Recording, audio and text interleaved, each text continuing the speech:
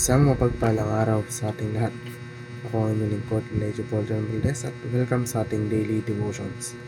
Ang ating verse for the day nasa Isaiah chapter 53, verse 5. Sinasabi dito na, ngunit sa ating mga kasalanan, kaya siya nasugatan.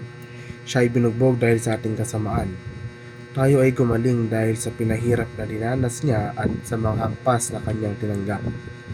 Ang pasig na pagsunod ni Kristo ay tumutukoy sa kanyang pagdurusa at kamatayan sa krus bilang kapalit na sakripisyo para sa mga kasalanan ng sangkatauhan.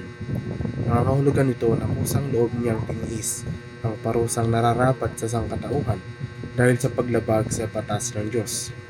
Tinatanggap ang parusa sa kanyang sarili upang ang mga mananampalataya ay mapatawad at makipagkasundo sa Diyos. Ang aktibong pagsunod ni Kristo ay tumutukoy sa perpektong katuparan ni Jesus ng batas ng Diyos sa buong buhay niya, na pagkatapos ay ibinibilang sa mga mananampalataya bilang bahagi ng kanilang pag-ibig ay katwiran. Ito ang ideya na si Jesus ay namuhay ng walang kasalanan, tinutupad ang lahat ng mga kinakailangan ng Diyos, at ang perpektong katwirang ito ay pinagkatiwala sa mga nagtitiwala sa Kanya. Ito ay madalas na kaibahan sa mga walang pag-aalinlangan na pagsunod at pagsunod ni Kristo sa Kanyang krus. Ang Kanyang kamatayan, ang aktibo at pasibo na pagsunod ni Kristo ay nauunawaan na ang patayan para sa kapwa natin, pagpapawalang sala at sa ating pagkabanal.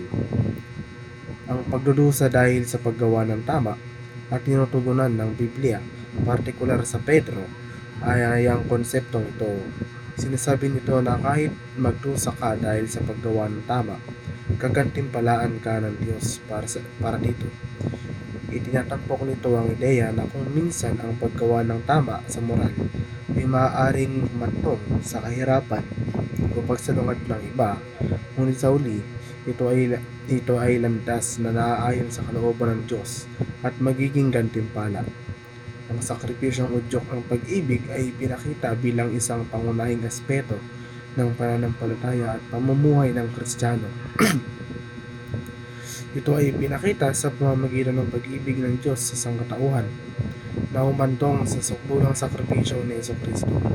Ang modelong ito ay nagbibigay inspirasyon sa mga mananampalataya na inialay ang kanilang sarili bilang mga buhay na sakripisyo, na inialay ang kanilang buhay at mga aksyon sa Diyos at sa iba dahil sa pag-ibig.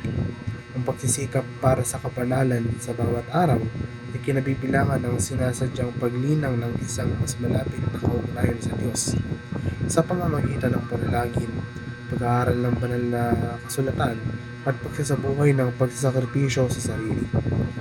Ito ay isang paglalakbay ng pagiging mas katulad ni Kristo. Kinagabayan ng banal na espiritu at kinasasangkutan ng individual na pagsisikap at pagtitiwala sa biyaya ng Diyos. Muli, ako ang inyong lingkod, Lejo Polton Valdez, at dito na nagtatapos sa daily devotions.